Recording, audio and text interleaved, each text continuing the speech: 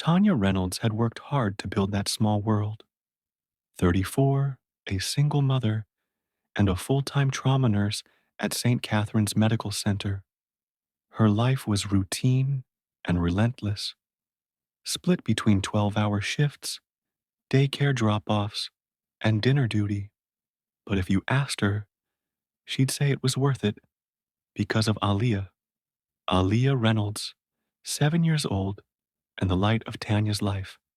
Big brown eyes, a laugh that rose like a bell, and a gap-toothed smile that could melt even the hardest of hearts. She loved mango yogurt, drawing with glitter pens, and insisted that every stuffed animal got tucked in before she went to sleep. She was Tanya's miracle baby, born after 2 miscarriages, raised on prayers and paychecks stretched too thin. Tanya often said, "It's just me and you, kid."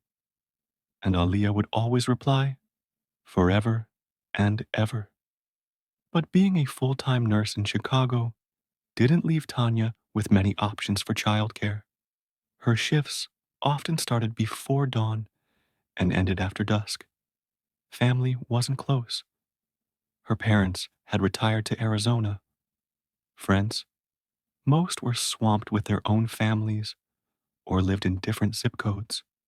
She tried rotating daycares, occasional babysitters, even weekend swaps with other moms. But nothing stuck. That's when Vanessa Monroe appeared. The post had barely been up for an hour on a neighborhood Facebook group before Vanessa messaged her. She introduced herself as a Christian girl who grew up around babies, 27, no kids of her own, clean record, available full time. Tanya was skeptical at first. Too many horror stories. But Vanessa's profile seemed wholesome. Her references checked out. A retired school teacher and a single mom she'd worked for previously. Both women described her as soft-spoken, punctual, and very loving with children. When they met in person, Vanessa wore a beige cardigan and a warm smile. Her voice was gentle. She had clear, wide-set eyes behind thick glasses and a calmness that felt safe. Aaliyah took to her immediately. "Can she stay for dinner?" Aaliyah had asked after their trial day. And just like that, Vanessa became part of their lives. She arrived every morning by 6 a.m., always early, always with her hair in a tight bun and a travel mug in hand. She helped Aaliyah get dressed, made her oatmeal just the way she liked it, no cinnamon, extra sugar, and walked her to school with her hand firmly held. In the evenings, when Tanya returned, bone-tired and aching, she'd find dinner cooked, homework done, and Aaliyah curled up on the couch in pajamas. It felt like a blessing. For the first few weeks, Tanya sang Vanessa's praises to everyone. "She's God sent," she told her coworkers. "I don't know how I did it without her." But then the subtle shifts began. At first they were small, so small Tanya almost missed them. Aaliyah stopped singing in the mornings. She was quieter, slower to laugh. She started clinging to Tanya's leg when she got home, as if afraid she'd disappear again. Her drawings, once filled with smiling suns and bright purple stick figures, turned darker. Scribbles, lonely houses. One day she drew a woman with a sad face and labeled it me. Tanya asked her if everything was okay. Aaliyah shrugged. "She's probably tired," Vanessa said. "School's a lot right now." Tanya wanted to believe that. Kids go through moods, don't they? Especially in winter. Shorter days. Less sun. Still, something didn't sit right. One night, while giving Aaliyah a bath, Tanya noticed faint bruises along her upper arm. She asked where they came from. "I bumped the table," Aaliyah said quickly, eyes downcast. Tanya narrowed her eyes. "Are you sure?" "Yeah." She let it go. Kids are clumsy, but a knot had already started forming in her chest, the kind you ignore until it grows too tight to breathe around. Over the next 2 weeks, Tanya began noticing patterns. Aaliyah would flinch when Vanessa entered the room. She stopped asking if she could sleep in Tanya's bed. And then came the phone call from the school nurse. Aaliyah had been caught crying in the bathroom and refused to explain why. Tanya confronted Vanessa. She misses you, Vanessa said, smiling. You've been working a lot. She made Tanya feel guilty, and Tanya, exhausted, desperate to keep it together, didn't push further. She told herself she was imagining it, that she was just tired, overthinking. She didn't know. She was already too late, because while she was working overtime to provide a better life for her daughter, the person she trusted most was slowly destroying it. It was a Friday, December 16th, 2022. The sky was a dull gray over Chicago. You know the kind of day where the cold isn't just outside, it's in your bones. Tanya Reynolds had barely slept the night before. It had been a hard week at the hospital, back-to-back cases, not enough nurses, and too many code blues. She looked at her daughter sleeping, her small chest rising and falling beneath a pink blanket, her hand wrapped around a stuffed bunny with one ear missing. I'll be back before bedtime, Tanya whispered, brushing Aaliyah's curls away from her face. Aaliyah murmured something in her sleep, but didn't wake. Tanya didn't know it would be the last morning she'd ever say those words to her daughter. She left home at 5:30 a.m., coat pulled tight, coffee in one hand, keys in the other. Vanessa arrived about 20 minutes later, early, like always. The building's hallway security camera caught her entering, glancing up at the lens as she walked in, expression unreadable. From the outside, nothing looked unusual, but everything that would happen next was anything but ordinary. By mid-morning, Vanessa texted Tanya. Aaliyah has a bit of a fever. She looks tired. I'll keep her home and give her some rest, okay? Tanya responded with concern. She asked if she should come home. Vanessa said no, that she had it under control. Tanya trusted her. Why wouldn't she? Aaliyah never had a fever. What she had was fear, and what Vanessa had was control. By noon, Vanessa had shut the blinds. She turned off the baby monitor, locked the front door from the inside. No one could see in. No one could hear out. Across the street, Jeremy Collins, a 31-year-old filmmaker and part-time Uber driver, stood in his second-floor apartment. He was testing a new zoom lens for an urban street photography project. Nothing serious, just capturing the texture of the neighborhood. Kids on bikes, cars parked crooked, the regular rhythm of Chicago life. He let the camera roll, adjusting focus, panning across the building opposite him, Tanya's building. His lens briefly paused on the third window from the left, apartment 5B. Behind the curtains, there was movement, nothing he paid much attention to at the time. But the footage would later prove to be everything. Inside that apartment, Aaliyah was lying on the living room rug, wrapped in a blanket. She had asked for oatmeal earlier. Vanessa said no. She'd asked to call her mom. Vanessa said she was too busy. At some point, Aaliyah knocked over a mug of warm milk. It spilled across the rug. That's when Vanessa snapped. Witnesses often imagine violence as loud, shattering. But this wasn't. This was quiet, calculated, deadly. Vanessa stood over the girl, grabbed her by the arm, and yanked her to her feet. Aaliyah cried out. What did I tell you about making messes? Vanessa hissed. Aaliyah was sobbing now. I'm sorry, I'm sorry. And then came the slap. Not once, but twice. Then a shove. Aaliyah hit the corner of the coffee table with her side and crumpled to the floor, gasping. Her cries became weaker. Vanessa didn't stop. She dragged her toward the hallway, out of the view of any window. The abuse had become a part of her routine. This wasn't the first time she'd struck the girl. It was just the first time it had gone too far. Vanessa didn't see Jeremy's camera. She didn't know anything had been recorded. At around 3:15 p.m., the apartment was eerily still. Aaliyah was barely conscious. Her breathing was shallow. She had vomited once, something Vanessa had wiped up in a rush. Her lips were turning pale. The bruising around her abdomen was spreading. Vanessa panicked.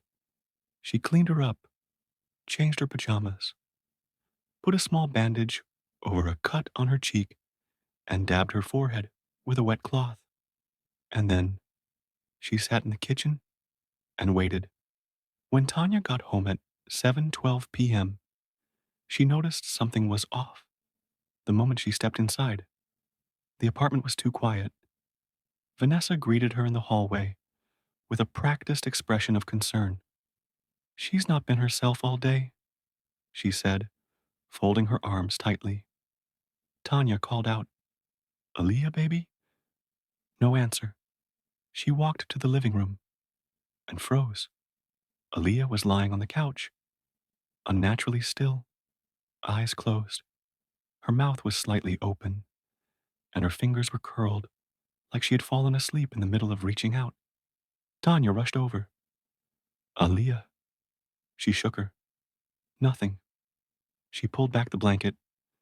Her daughter's skin felt cold. She screamed. Vanessa stood at the doorway, whispering, I, I don't know what happened. Tanya didn't hear her. She was already on the phone with 911, her hands shaking violently. She tried CPR, tears streaming down her face, begging her daughter to wake up. Paramedics arrived within 12 minutes. They rushed Aaliyah to the ER, the same hospital Tanya worked at, where the staff recognized her instantly. But it was too late. Aaliyah Reynolds was pronounced dead at 7:42 p.m. The autopsy revealed massive internal bleeding and a ruptured spleen from a blunt force trauma. The pathologist said it was unlikely this happened from just a fall. Police questioned Vanessa that night. She kept her story simple. I think she hit the table when she tripped. She was dizzy all day. There were no cameras inside the apartment, no witnesses, no immediate signs of obvious foul play. And Tanya was in shock. Number two, shattered to process anything beyond her daughter's death. Vanessa was allowed to leave. No handcuffs, no charges. She walked out of that police station into the cold Chicago night and disappeared. But she didn't know the walls were closing in, because across the street, in apartment 3C, sat a man with a camera, and that lens had seen more than anyone realized. The first week after Aaliyah's death passed like a dream or a nightmare. Tanya could hardly move. Her body was alive, but her soul wasn't. She'd walk into Aaliyah's room at night, out of habit, half expecting to hear her humming lullabies to her stuffed animals.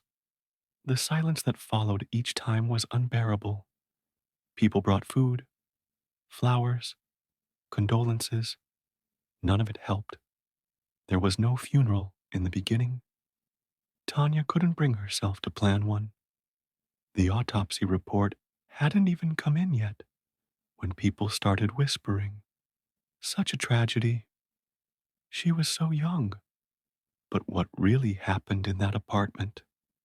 The whispers grew louder When the coroner's report came back, Aaliyah hadn't just suffered one injury.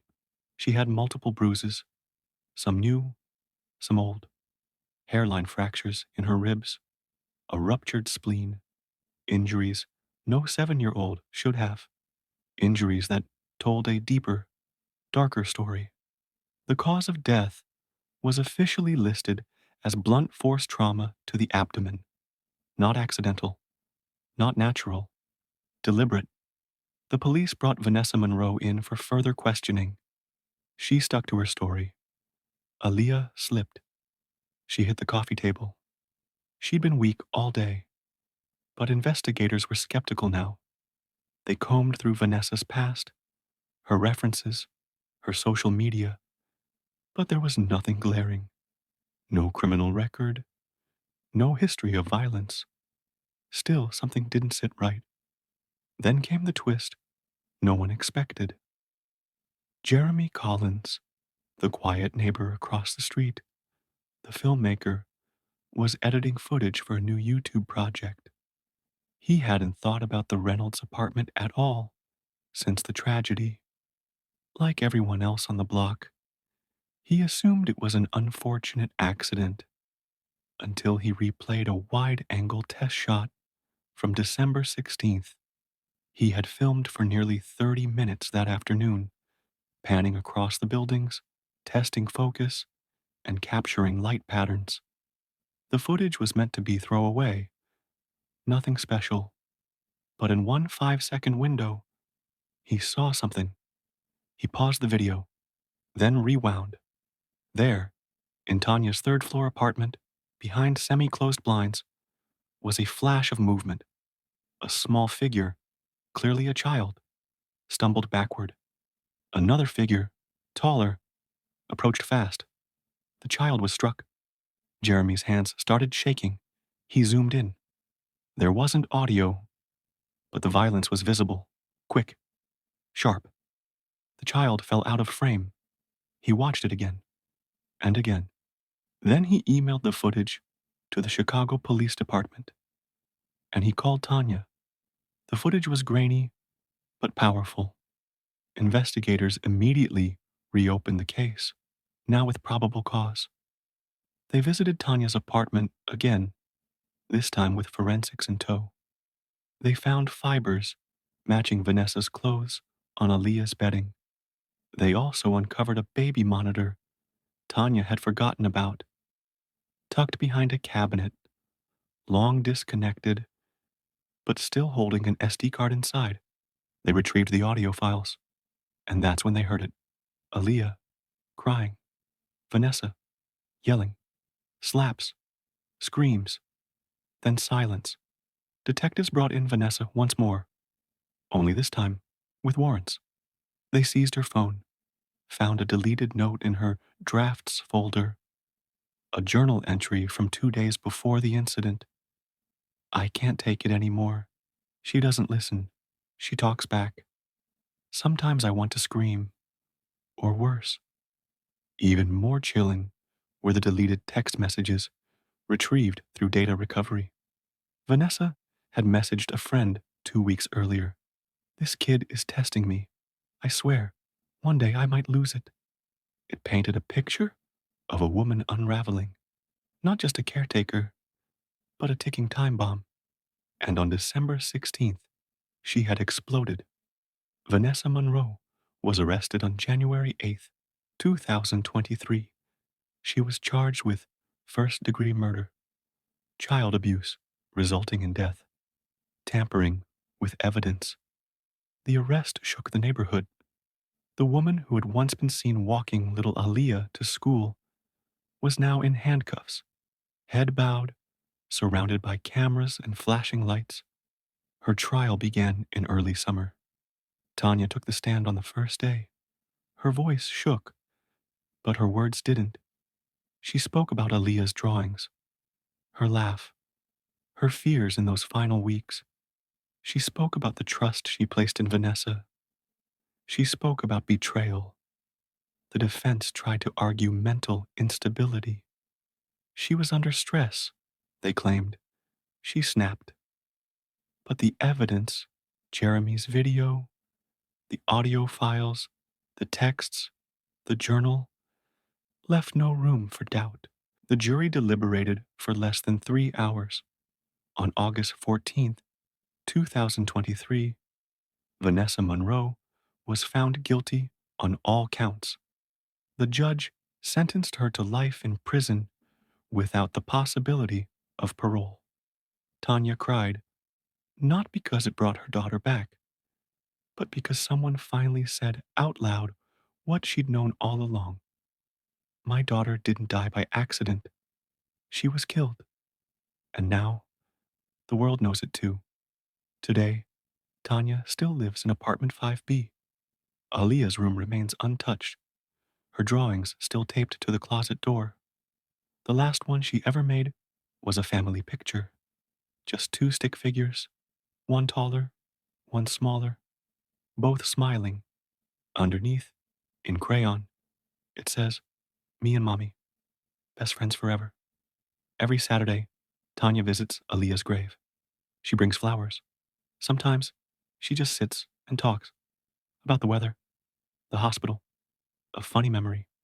Some days, she says nothing at all, just sits in silence, holding space for the little voice that once filled her world. As for Jeremy Collins, he never intended to become part of the story, but his footage, that 5-second clip, became the spark that lit the path to justice. He still films, but now he always checks his camera twice, because sometimes what you capture by accident can change everything. Thank you for watching this heartbreaking story of little Aaliyah Reynolds, a child whose light was stolen far too soon. If this story moved you, don't forget to like, share, and subscribe to help us bring more real stories like this to light. Every voice matters, every truth deserves to be heard, and every child deserves to be safe. Until next time, stay aware, stay kind, and never stop seeking justice.